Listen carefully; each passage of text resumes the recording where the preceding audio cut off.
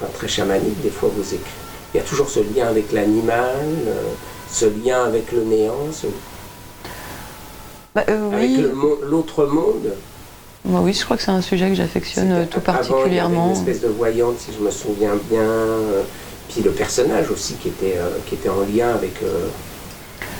Oui, oui, je peux vous répondre que oui, voilà, ce sont des sujets qui m'intéressent. Après, le chamanisme, non. Enfin, j'aimerais bien entreprendre un grand voyage et étudier cette forme de croyance, mais disons que je suis mon propre petit chaman en tant qu'auteur. La nature aussi qui revient tout le temps. Mais je pense on l'écoute pas assez. Je regardais un documentaire d'un ami qui commence d'ailleurs, qui s'appelle Thomas Escudier, et j'ai appris des choses sur la protéodie. Ah ouais. La protéodie, je ne connaissais pas du tout. C'est quoi? Mais en fait, les protéines de chaque plante ou être vivant, si on les écoute assez bien avec les appareils qu'il faut, vont émettre un son, vont émettre une mélodie. Et cette mélodie, en fait, est transmissible aux animaux et aux humains qui évoluent aux alentours de ces plantes.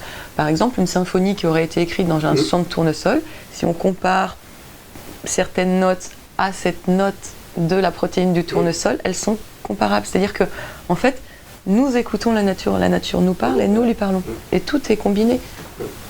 La musique des hautes sphères, quoi. La musique du vivant. Ouais, non, mais tout à fait. Et ça, c'est tout le temps chez vous. Ce rapport, parce que c'est le rapport qu'a Harrison, à la fois avec sa réserve, et c'est pourquoi d'ailleurs il la transforme plus en une réserve où on tue, alors que son père d'ailleurs, qui... moi, à un moment, ces deux-là m'ont fait penser au film de Clint Eastwood, Chasseur noir, cœur blanc. Ah oui, que je n'ai pas vu.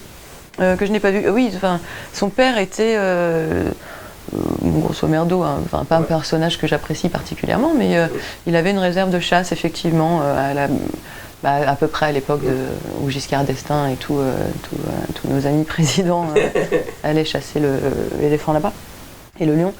Et lui, Harrison, a décidé de faire autrement. Moi, ça effectivement, ça vient de moi. Bien sûr que je pense qu'on ne peut pas vivre sans protéger cette nature qui... Enfin, le problème, c'est qu'on ne se rend pas compte qu'elle est primordiale pour nous. En tout cas, on s'en rend moins compte. Ouais. Je pense pas que j'arrive pas à penser que ce soit trop tard. Il y a énormément de belles choses en ce moment qui se passent avec un retour justement à ça et à l'écoute de cette nature qui nous est vitale, bénéfique. Donc oui, moi je vais pas me mettre en place un type qui chasse. Enfin, je le mets.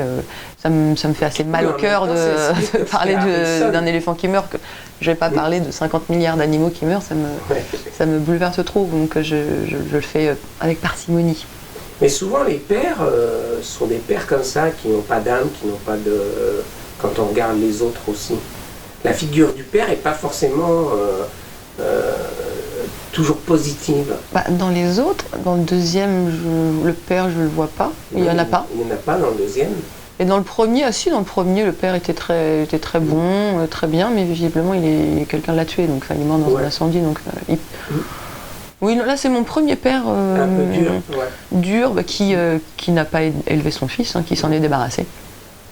Et justement, on voit bien qu'il y en a un qui n'a pas d'âme, quoi, en fin de compte, qui vit pour l'argent, enfin même, on ne sait pas mais il a perdu son âme aussi la naissance d'Harrison, il a perdu son âme quand sa femme est morte aussi, donc il y a une espèce de lien. Il y en a des gens comme ça qui n'ont pas de... Parce que qui ne sont pas en pâte, qu'on ne va pas appeler psychopathes, mais presque, c'est-à-dire qui font les choses sans vraiment se demander quelles conséquences ça a. Et puis, c'était un moment aussi où la chasse, il n'y avait pas de problème, les éléphants, il y en avait partout. Des éléphants, des animaux, il y en avait partout, c'était open bar pour tout le monde. Et, parce que même quand la mère de Ndilo a cette affaire qu'on ne nommera pas que les gens découvriront dans le roman, lui, il n'a pas d'empathie, il n'a pas de... Non, alors qu'il devrait être à protéger cette femme, alors qu'il devrait plutôt être de son côté, là, il faut effacer les choses, quoi. Lui, il efface la douleur. Il efface toutes les douleurs, voir son fils pas bien, il efface, voir cette femme à qui il est arrivé, ce qui lui est arrivé, il efface. Et il a un but, il suit son but, c'est-à-dire que tout le reste est dommage collatéral, donc il ne veut pas. Et il trace sa route. Voilà, il y a des personnages comme ça. Et on comprend pourquoi Harrison transforme la réserve. et place plus un rôle de protecteur, parce que déjà son âme, il l'a trouvée dans la nature, Oui. avec Ndilo. Lui, oui, quand il était enfant avec Ndilo justement, il s'est trouvé une connexion toute particulière et il a tout de suite identifié Pearl, qui était une jeune éléphante. Ils sont nés le même jour. Ils sont nés le même jour, mais lui, bon, il l'a rencontré quand il avait 6 ans.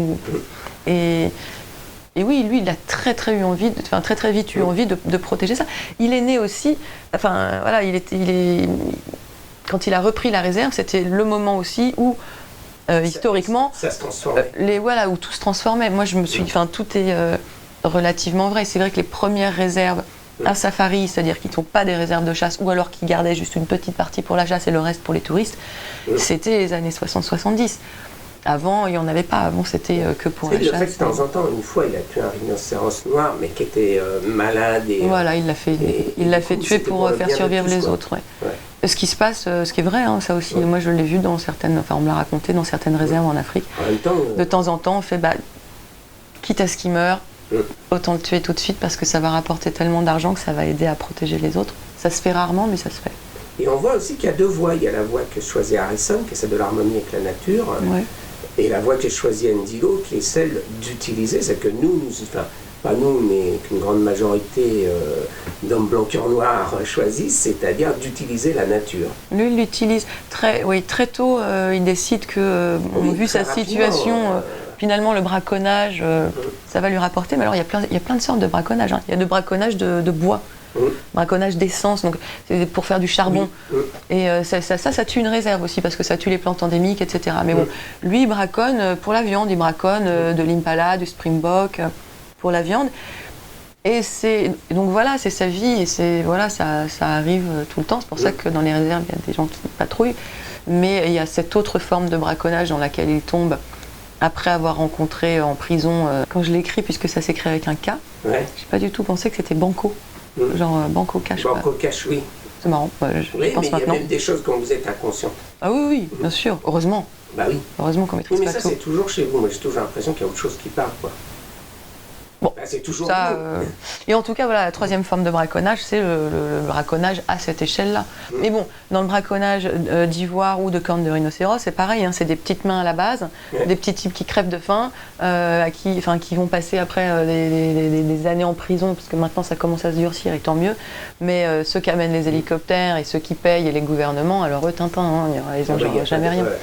Donc voilà, mais ils participent en tout cas à cette grosse manne financière qui est. Blanc. Il a comme une bonne place dans la hiérarchie. À la fin, il n'est pas la toute petite. Non, il monte, départ, il est bien monté. D'ailleurs, il lui dit qu'il faut qu'il monte les échelons. Oui. Parce que l'autre a repéré ce qu'il était. Oui, tout à fait. Il a repéré aussi que c'était un chasseur né, c'est-à-dire qu'il avait cet instinct-là.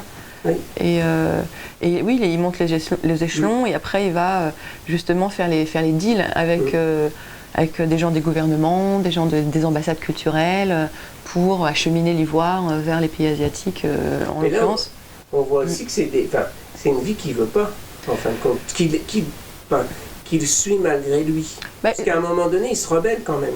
Il se rebelle, mais pas parce qu'il est contre l'ivoire, contre le trafic d'ivoire. Il se rebelle parce qu'il y a quelque chose qu'il en a trop vu et qu'à un moment, c'est la goutte d'eau qui fait déborder le vase. Mais en fait, ce mec, même s'il est, il est ce qu'il est, il a ses côtés touchants, c'est quand même c'est quand même un salaud. C'est comme le père de Carter, lui il a décidé qu'il suivait une voie, il a tracé sa mauvaise route. Après, bon, pour le coup, il n'a pas été tué pour ça. Il y a eu une erreur, mais il est, c'est quand même le salaud de service, même si en tant qu'auteur, moi j'aime aussi lui donner aussi un certain crédit par rapport à ce qu'on ne devient pas ce qu'on est sans avoir vécu quelque chose dans l'enfance, sans qu'il y ait donc ça m'intéresse d'en parler.